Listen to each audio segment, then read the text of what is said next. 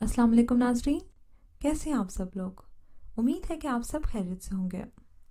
नाजरीन, इंसान जब बीमारियों से आजिज आ जाता है तो डॉक्टर भी इसे रूहानी इलाज का मशवरा देते हैं।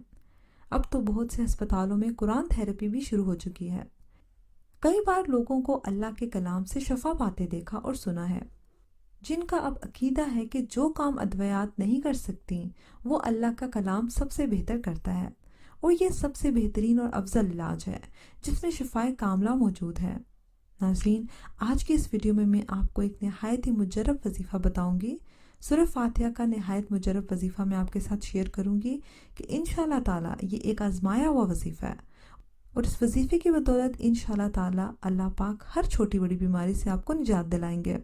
वजीफ़ा नहायत ही आसान है और बहुत पुरअसर है। इस वजीफ़े को करने की इजाज़त आम है। नाज़रीन, सूरह फातिहा को हर बीमारी में शिफा के लिए आप पढ़ सकते हैं। मरीज खुद या दूसरा कोई शख्स, आदमी या औरत, नियत करे कि मैं फ़लाँ शख्स फ़लाँ मर्ज़ में मुब्तला है जो इस मर्ज़ से शिफा हासिल करने के लिए या रब मैं सूरह फातिहा पढ़ रही हूँ या पढ़ रहा हूँ, और नियत ये है कि इस शख्स की या इस औरत की बीमारी के वास्ते पढ़ रहा हूँ।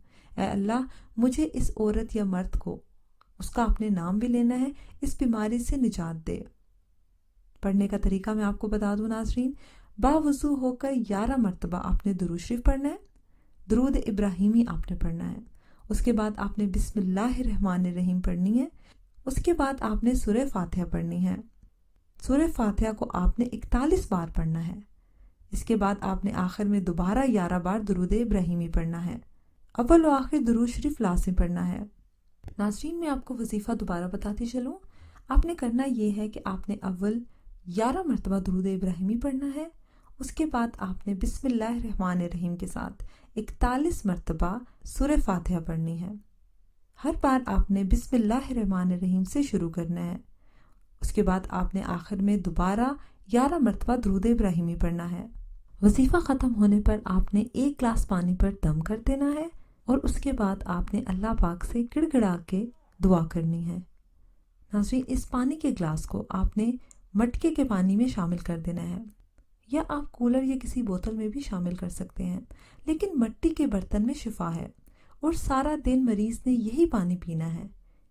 इसी मटके का या कूलर या बोतल में से पिएं जिसमें दम किया हुआ पानी डाला गया हो।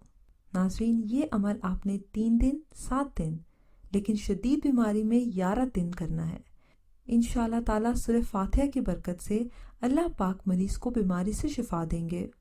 नाज़रीन, मुझे उम्मीद है कि आपको आज की वीडियो पसंद आई होगी। अगर वीडियो पसंद आई है तो उसको लाइक करें, शेयर करें और कमेंट सेक्शन में अपनी राय का इजहार लाजमी कीजिएगा।